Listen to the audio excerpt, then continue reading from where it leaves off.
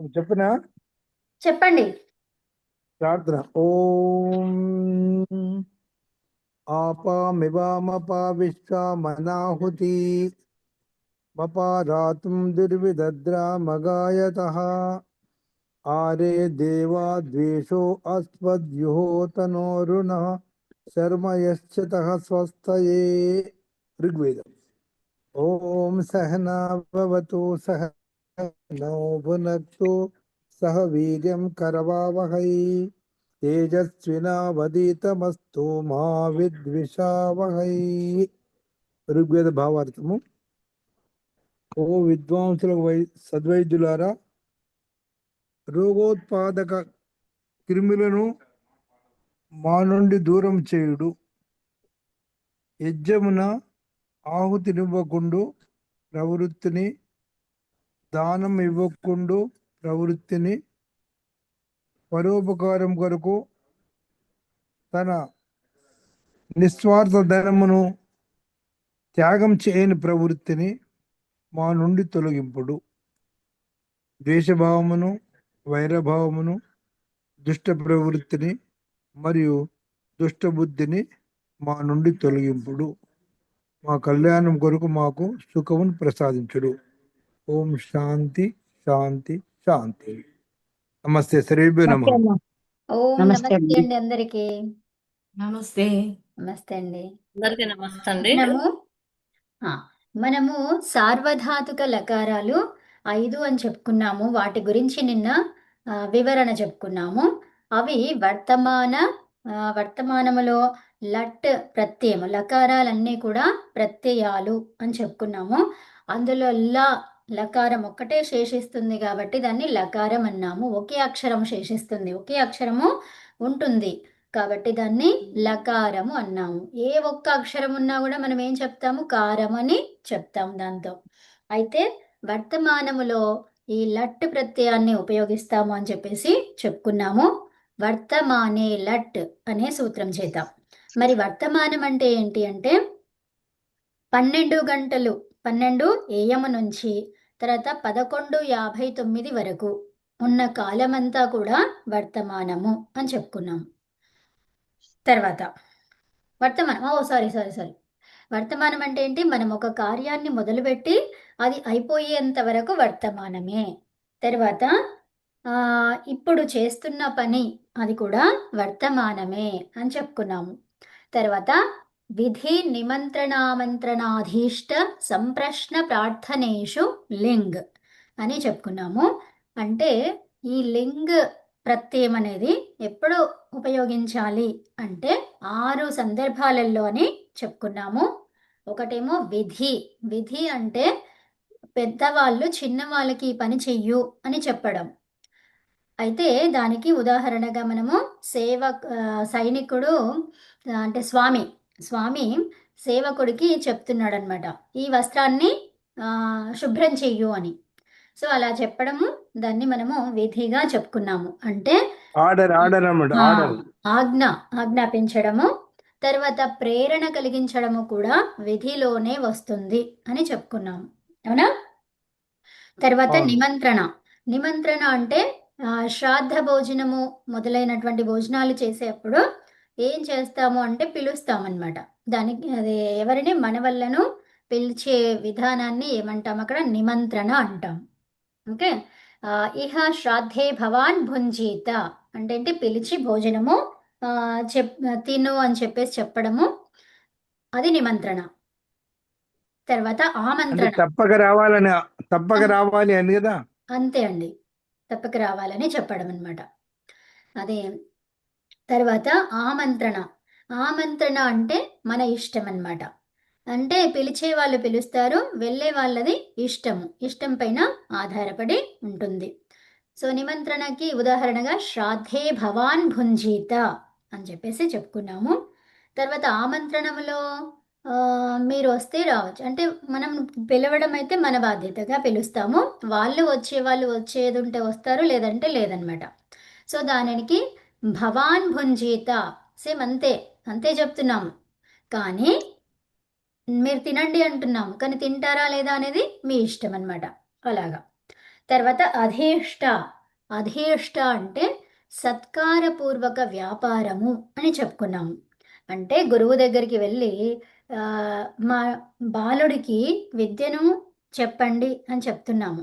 కానీ ఆ చెప్పడంతో పాటు మనము కూడా ఏదో ఒకటి ఇస్తున్నాము. గురువుకి ఏది ఇష్టమో అది ఇవ్వడం కానీ, లేదా కొంత డబ్బు ఇవ్వడం కానీ, కొంత ఏదైనా వస్తువులు ఇవ్వడం కానీ, ఏదో సంథింగ్ వారికి ఏది అవసరమో అది ఇచ్చి వాళ్ళ పిల్లవాడికి చదువుని చెప్పించుకోవడం.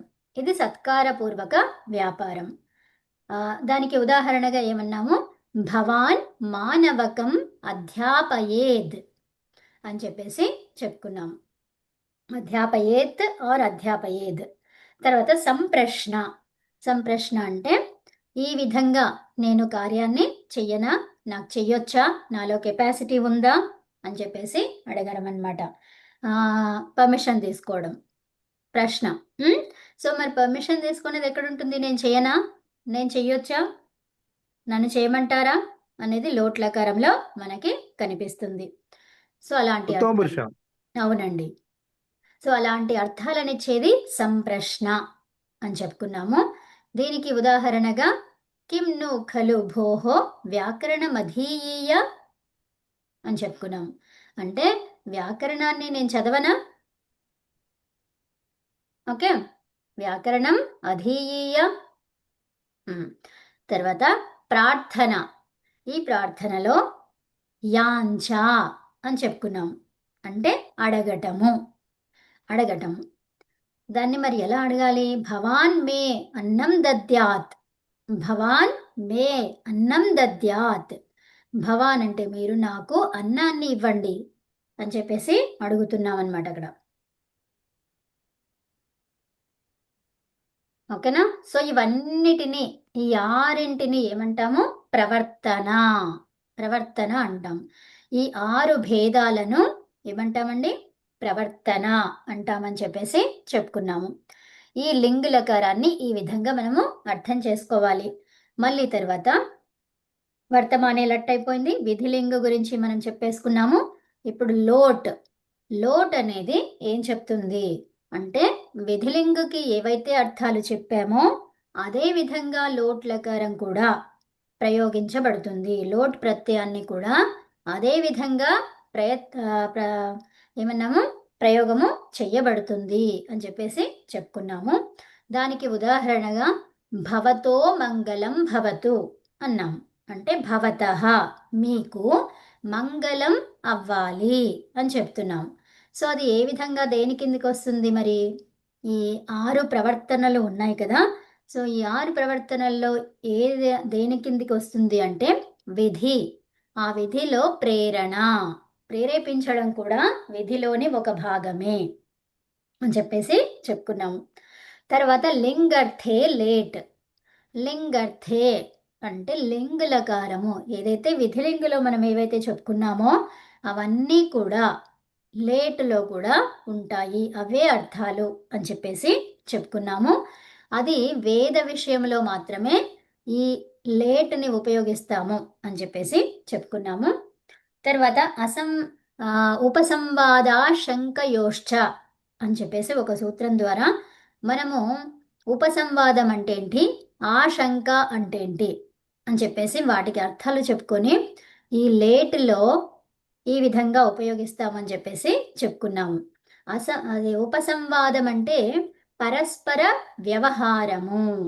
పరస్పర వ్యవహారము అంటే నువ్వు ఇది చేస్తే నేను కూడా ఇది చేస్తాను, నువ్వు చేస్తేనే చేస్తా, లేకపోతే లేదు అన్నమాట. ఓకే, సో అలాంటి అర్థాలనిచ్చేది ఉపసంవాదము అంటాం. తర్వాత ఆశంక. ఆశంక అంటే ఏంటి మరి అంటే కుటిల ఆచరణం చేస్తున్నప్పటికీ కూడా, చేస్తుంటే ఏమవుతుంది, మనం ఎనీవే నరకంలోకి వెళ్ళిపోతాం. కుటిల ఆచరణము మనకి మంచి రిజల్ట్ని ఇవ్వదు కదా. సో అది చేస్తూ కూడా ఏమంటున్నారు, అరే నేను అలా పడిపోతానేమో, నరకంలోకి వెళ్ళిపోతానేమో అని అనమాట. ఓకే, కర్తే హుయే చేస్తున్నప్పటికీ ఎనివే పడిపోతాడు, కానీ మళ్ళీ అక్కడ అది ఆశ అనమాట. అర్థమవుతుందా? పడిపోతానేమో అనే ఆశ. అంటే ఎనివే పడతాడని తెలిసినా కూడా మళ్ళీ పడతానేమో లేకపోతే పడను అనే ఆశ ఉందన్నమాట అక్కడ. అర్థమైందా? అది ఆశంక. సో తర్వాత ఇంకొకటి అనద్యతనే లంగ్ అని చెప్పుకున్నాము. అనద్యతనే లంగ్ అంటే ఈ రోజు కానిది అనే అర్థములో లంగ్ ప్రత్యయాన్ని ఉపయోగిస్తాము. మరి ఈ రోజు అని దేన్ని అంటారు అంటే ఉదయము 12 AM 12 ప్రొద్దున 12 గంటల నుంచి తర్వాత రాత్రి 11:59 వరకు దానిని ఏమంటాము? ఈ రోజు అంటాము, అద్య అంటాము. సో మరి ఈ రోజు కానిది అనద్యతనే ఈ రోజు కానిది లంగ్ అని చెప్పుకున్నాము. ఇంతవరకు చూసాము. దీనికి ఉదాహరణగా ఏమన్నాము? హ్యః దేవదత్తః అకరోత్. హ్యః నిన్న దేవదత్తుడు చేసెను అని చెప్పుకున్నాము. ఇప్పుడు ఆర్ధధాతుక లకారాల గురించి చెప్పుకోబోతున్నాం. ఇప్పటి వరకు ఏమైనా సందేహాలు ఉన్నాయా? ఇంతవరకే చెప్పుకునే దాంట్లో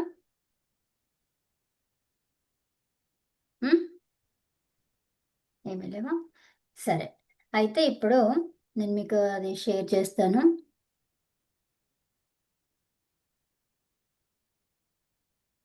అమ్మ కవిత, నాకు జూమ్ లింక్ పూర్తి పంపించడం రాలేదు, ఒక్కసారి సరే, పంపించండి.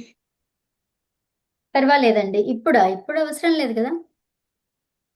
ఆయన ప్రొఫెసర్ గారు అడుగుతున్నారు, మ్హూ. పురుషోత్తం గారు. ఓకే, పంపించారుగా, అంతే. అదే కింద మీటింగ్ ఐడి ఉంటుందమ్మా, అది అవసరం లేదు, రాలేదు నాకు. అవసరం లేదు. డైరెక్ట్ ఓపెన్ అయిపోతుంది ఇది. ఉమ్. Yeah, okay. సో ఇప్పుడు ఆర్ధధాతుక లకారాలు ఏంటివి అంటే, ఇప్పుడు సార్వధాతుక లకారాలు 5 చూసాం కదా. లేట్ కాకుండా మొత్తం 4 కదా. సో లేటుతో 5. తర్వాత ఈ ఆర్ధధాతుక లకారాలు మొత్తం 12, మొత్తము లకారాలు 12 అని చెప్పుకున్నాం మనం, అవునా? లా ప్రత్యయాలు ఎన్నండి? 12. 12లో 5 పోగా ఇంకెన్నున్నాయి? 7. సో ఆర్ధధాతుక లకారాలు ఎన్ని ఇప్పుడు? 7. ఆ 7 ఫస్ట్ది, మొదటిది పరోక్షే లిట్ అనేది ఉంది. ఇది మీరు ఈ క్లాస్ అయిపోయే లోపల చదువుతూ ఉండండి. పరోక్షే లిట్ అని అలా మనసులో అనుకుంటూ ఉండండి. మ్యూట్ పెట్టేసుకొని గట్టిగా చెప్పుకోండి. సో అలా చేస్తూ ఉండండి.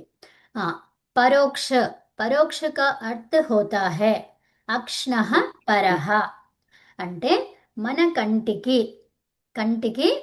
పరముగా అంటే దూరముగా, కనిపించనంతగా ఉన్నది ఏదైతే ఉందో, అమ్మ మ్యూట్ పెట్టుకొని చెప్పుకోండి. అయితే దానిని పరోక్షము అంటాం. ఓకే, మన కంటికి కనిపించదు, మళ్ళీ తర్వాత మన కన్నుతో చూసింది కాదు. పరాక్షము చూసింది, పరులది. పరహ అంటే పరము. సో ఎవరో చూసారనమాట, మనం కాదు. మన కంటికి అతీతంగా ఉన్నటువంటిది పరహ, అతీతంగా ఉన్నటువంటిది అని కూడా చెప్పుకోవచ్చు. సో ఇప్పుడు ఏమన్నారు ఇక్కడ? జో కాల్ హమారీ ఇంద్రియం సే నా దేఖా గయా హో. మన కళ్ళ ద్వారా చూసినటువంటి సమయము కానిది.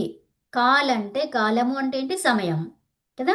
సో ఆ సమయం అనేది మన కంటి ద్వారా చూసినటువంటిది కాకపోతే దానిని పరోక్షే లిట్ అంటాము. ऐसे काल के लिए हमें लोक में लिट लकार के प्रत्ययों का प्रयोग करना चाहिए. సో మరి ఈ ప్రత్యయం లిట్ అనేది, ఈ లకారాలన్నీ కూడా ప్రత్యయాలు. సో ప్రత్యయాలు, మరి ఈ ప్రత్యయాన్ని ఎప్పుడు వాడాలి అంటే మన కన్ను చూడనప్పుడు, తర్వాత ఆ సమయములో మనము లేనప్పుడు. అర్థమైనా? ఆ విధంగా ఉన్నప్పుడు ఈ లిట్ ప్రత్యయాన్ని ఉపయోగించాలి. జైసే రామో బభూవ అంటే రాముడు ఉండెనట. రామ్ హుయే థే ఉండెనట. ఓకే. సో ఉండే అని చెప్తున్నాం. ఇక్కడ ఉండే అని చెప్తున్నాం అంటే ఏంటి? మనం చూడలేదు ఇది కదా! సో అంటే ఏంటి? మన తెలుగులో చెప్పుకోవాలంటే ఉండేనట. ఓకే. చూడలేదు కదా! అట అని చెప్తాం మనం. అవునా? ఉండేనట. తెలుగులో చెప్పాలంటే ఉండేనట. ఒకప్పుడు అమ్మా ఉండేనట. ఇది ఏ పుస్తకం ఇది? ఎన్నో సహ పుస్తకం ఇది? సహజ బోధలో మొదటి పుస్తకమమ్మా. మొదటి ఖండం. హ్మ్. ఓకే ఓకే ఆ! సహజ బోధ. ఆ! సరే. తర్వాత ఛందసి లిట్. ఛందసి లిట్ ఇదొక సూత్రం. ఈ పరోక్షే లిట్ ఏదైతే ఉందో ఆ లిట్‌కి 2 సూత్రాలు. ఓకే. ఛందసి లిట్. ఇప్పుడు ఛందసి లిట్ అని మనసులో అనుకుంటూ ఉండండి. మ్యూట్ పెట్టుకుంటే గట్టిగా చెప్పుకోండి. ఆ! సో వేదమే వేదములో సామాన్య భూతకాల అర్థములో కూడా ఏం చేస్తాము? ఈ లిట్ లకారం యొక్క ప్రత్యయాలను ఉపయోగిస్తాము. ఓకే. భూతకాలం సామాన్య భూతకాలం ఏంటి? దానికి ఇవి పెట్టుకోవాలి అని చెప్పాను నేను. రివర్స్ అనేవి అంటే లుంగ్. అవునా? లుంగ్ అనేది సామాన్య భూతకాలం. ఈ సామాన్య భూతకాలం అర్థమిచ్చేటువంటిదే లిట్ లకారం. ఎక్కడ? ఛందస్సులో. ఛందస్సులో అంటే వేదములో. సో వేదములో ఈ లిట్ లకారము భూతకాల అర్థాన్ని ఇస్తుంది. ఏ భూతకాల అర్థాన్ని అంటే సామాన్య భూతకాలము. సామాన్య భూతకాల అర్థాన్ని ఇస్తుంది ఛందస్సులో లిట్ లకారం. అహం ఇక్కడ చూడండి ఉదాహరణ ఇచ్చారు. అహం సూర్యం ఉభయతో దదర్శ. అహం సూర్యం ఉభయతో దదర్శ అంటే రెండు వైపులా ఉభయతః రెండు వైపుల నుంచి రెండు వైపుల నుంచి ఏం చేశాను? దదర్శ చూశాను. అహం నేను చూశాను అని చెప్తున్నాం. ఇక్కడ సూర్యుడిని రెండు వైపుల నుంచి చూశాను అంటే ఏంటి?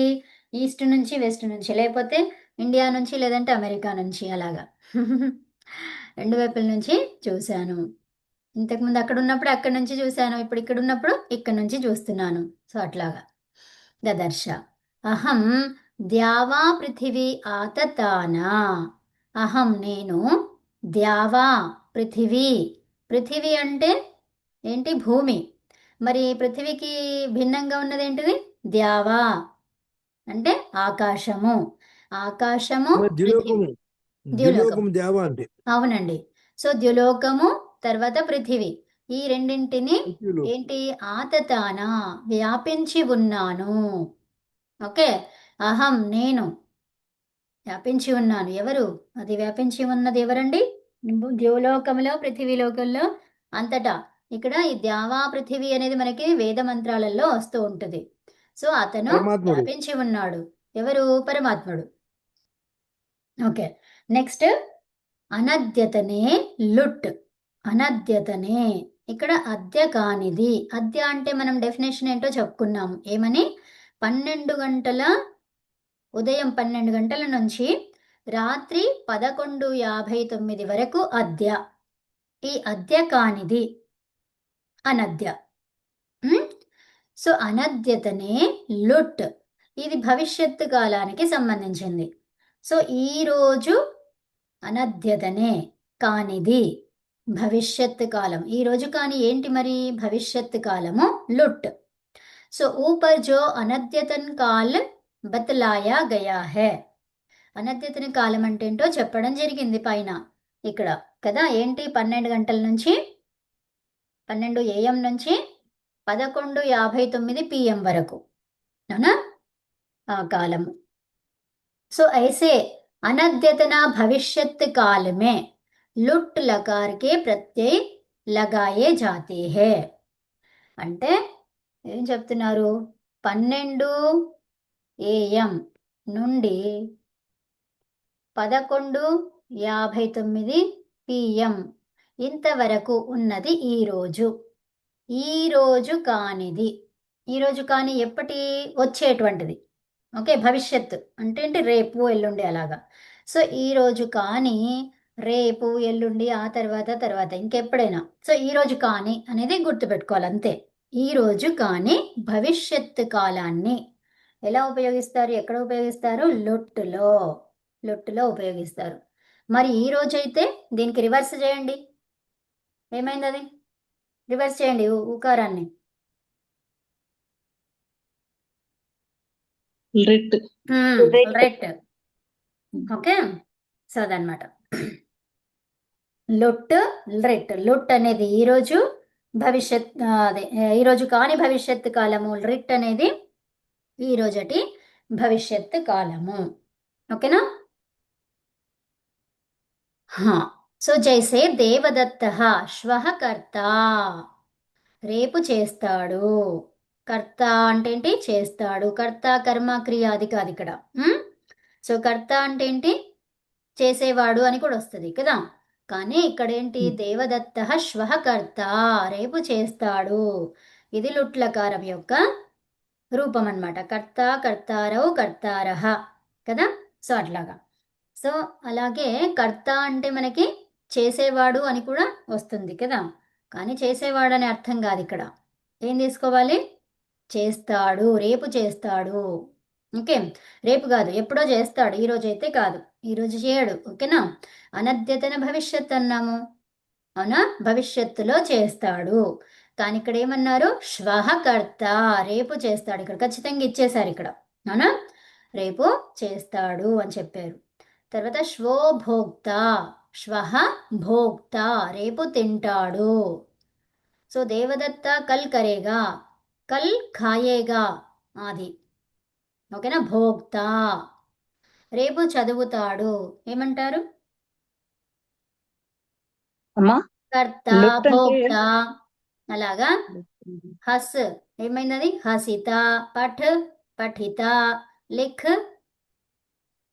లిఖిత. అంతే. ఓకేనా?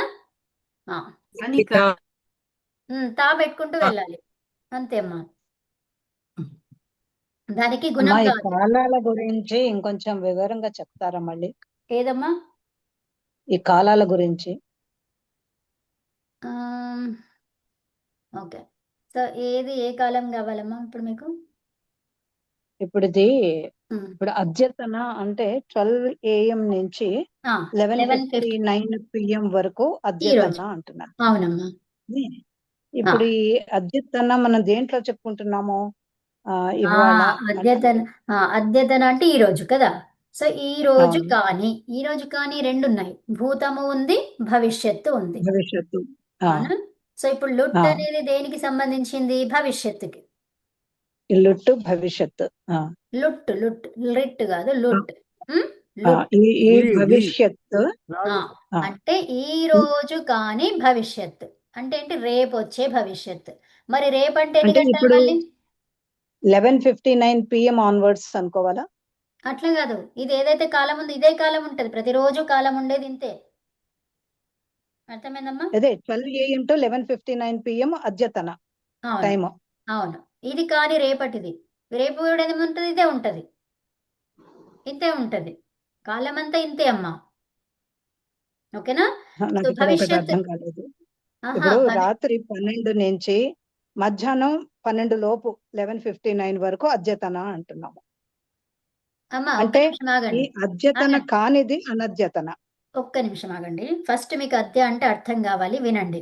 ఇప్పుడు 12 AM అంటే ఏంటి? ఉదయం, అవునా? ఉదయం 12 గంటల నుంచి రాత్రి 11:59 వరకు. మళ్ళీ 12 అయిందంటే ఏమైందమ్మా? మళ్ళీ ఏమే వచ్చిందా లేదా? ఈ 24 గంటలు. ఇదే 24 గంటలు. నేను అట్లా అనుకోలేదు. రాత్రి అంటే రాత్రులు అన్ని వచ్చాయి ఇందులో. ఓకే, ఒక రోజు అంటే ఏంటమ్మా? అన్ని కలుపుకొనే ఉంటాయి ఇందులో, 24 గంటలు. సో ఇందులో రాత్రిని ఏ రాత్రి అన్నాము? రాత్రి అంటే ఎక్కడి నుంచి వస్తుంది? 8 గంటల నుంచే రాత్రి స్టార్ట్ అవుతుంది మనకు, అవునా? అక్కడి నుంచి ఎంతవరకు ఉంటది? 11:59 వరకే రాత్రి.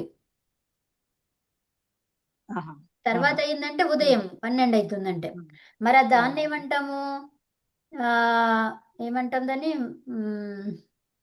వేకుజామో వేకువజాము అంటామా? సో అది ఏదో అంటాము. కానీ ఏదైనా అద్యతన అనంటే మాత్రం రాత్రి 12 గంటల నుంచి.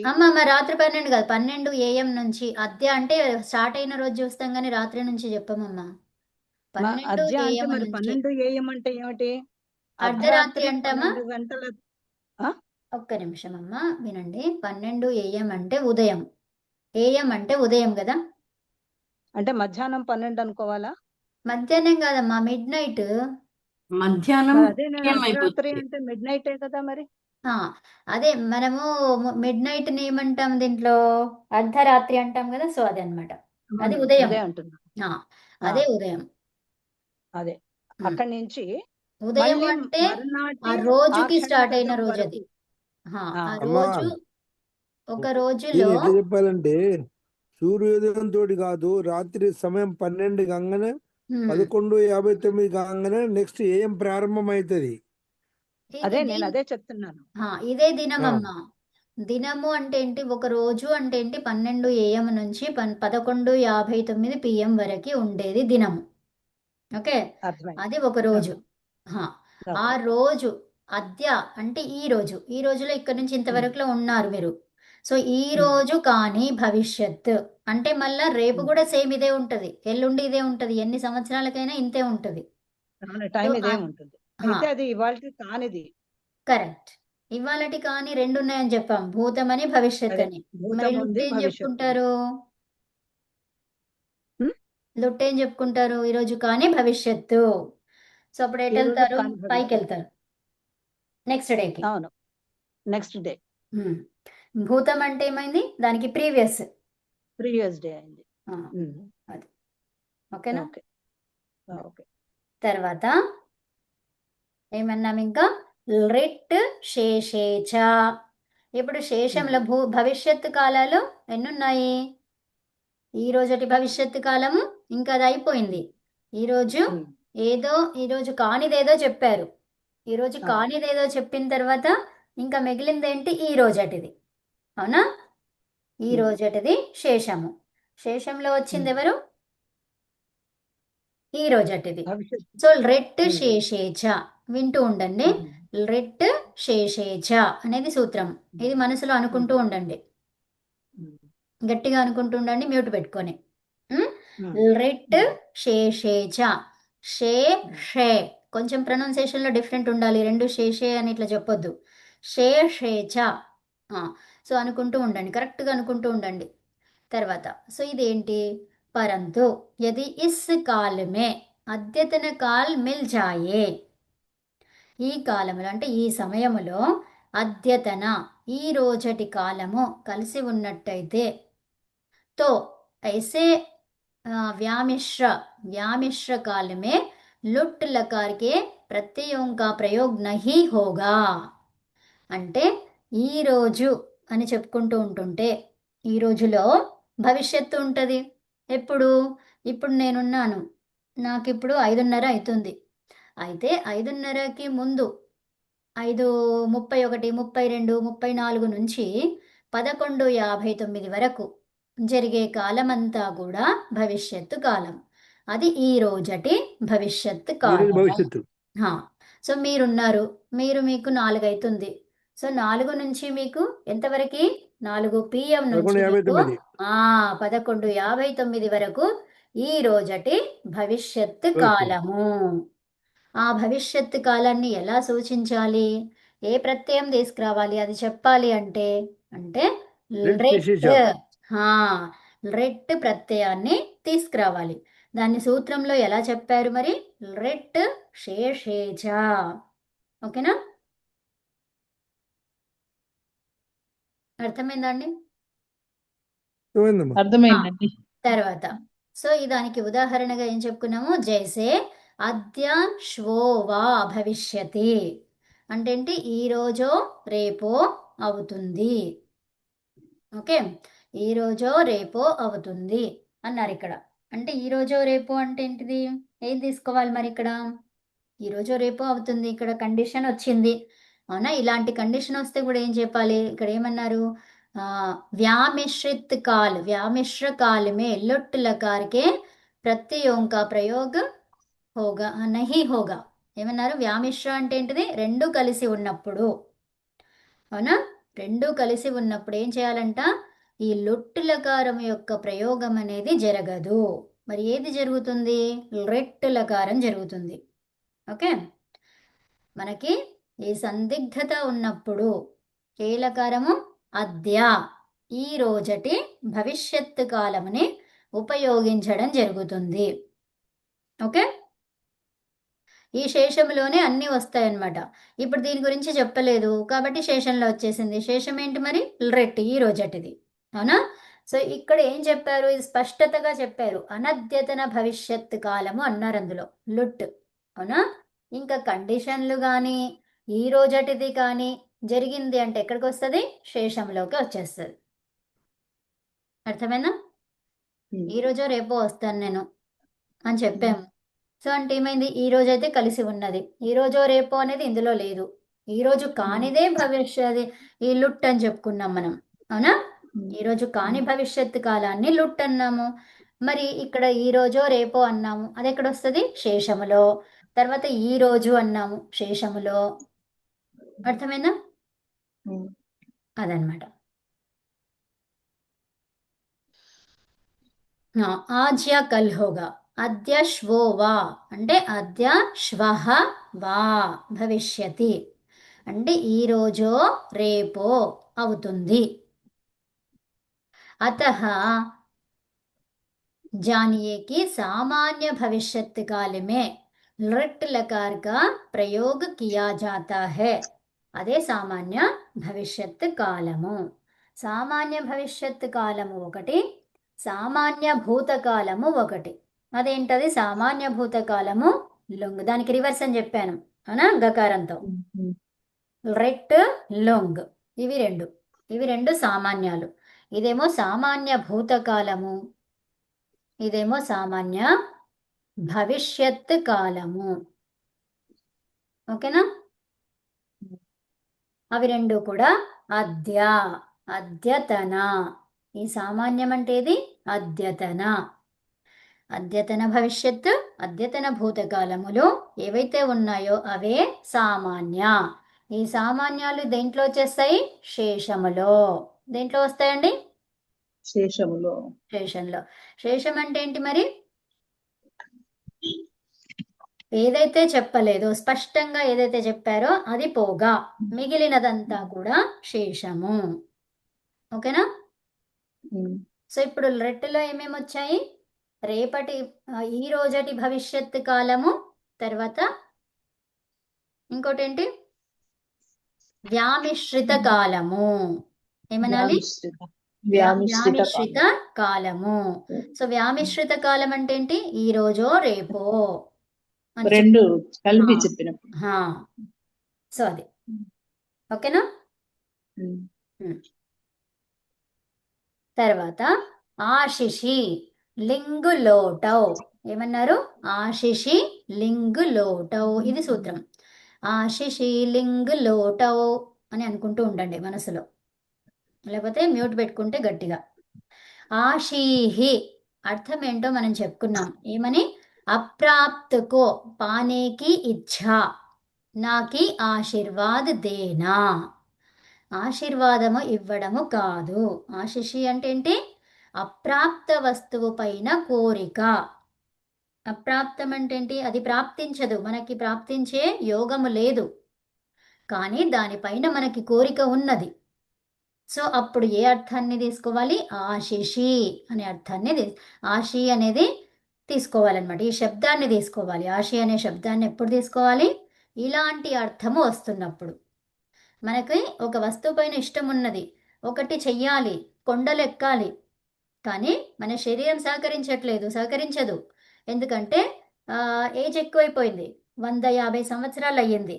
సో అప్పుడు ఏం చేస్తుంది? ఆ శరీరము అంతగా ఉంటుందా? ఉండదు. అది చాలా పెద్ద కొండ, అక్కడ అవకాశం అనేది అయితే అవ్వచ్చు, లేకపోతే లేదనమాట.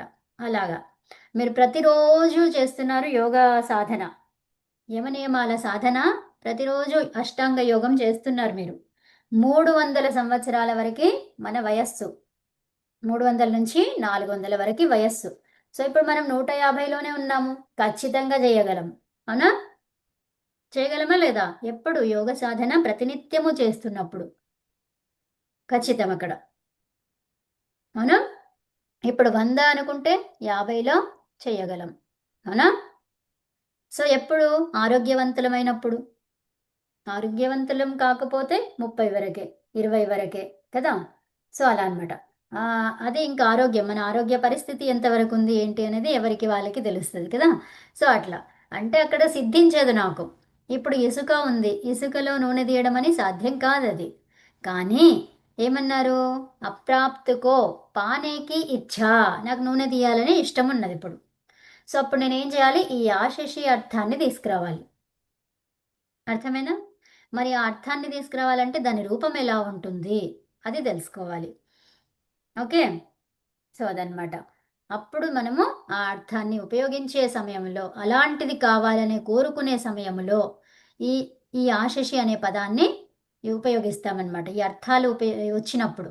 ఓకే, కానీ అది ఆశీర్వాదము కాదు. ఆశీర్వాదం అంటే అది మనమే చేయడం అన్నమాట. సో అది మనం చేయడం కాదు అది. ఓకే, వాళ్ళకి ఏదైతే కోరిక ఉందో దానిని సఫలమగుగాక అని చెప్తున్నాం అంతే. మీకు కోరికలే లేవనుకోండి, ఇంక ఏం సఫలమవుతుంది, ఏది కాదు. అందుకనే నన్ను ఆశీర్వదించండి గురువుగారు అంటాం. అంటే ఏంటి, నేను చదువుకుంటున్నా గురువుగారు అని అన్నామంటే ఇక్కడ ఏంటి, నేను చదువుకుంటున్నా, లేదా నేను ఏవైతే పనులు చేస్తున్నానో ఆ పనులలో సఫలం కావాలి, అది అవ్వట్లేదు నాకు. అర్థమైందా? ఇక్కడ చదువుకుంటున్నా, ఆ చదువు నాకు రావట్లేదు. ఎంతకాలంలో రావాలి, 3 నెలలలో రావాలి, కానీ అది రావట్లేదు. పరీక్షాం ఉత్తీర్ణం భూయాత్. సో అక్కడ మనసు భూయాత్ ఎవరు కావాలి, పరీక్ష అతడు పరీక్షయందు, పరీక్షలో కదా. సో పరీక్షయందు, పరీక్షాయాం ఉత్తీర్ణః భూయాత్. పరీక్షాయాం సో పరీక్షలో ఉత్తీర్ణుడు అవ్వాలి, అతడు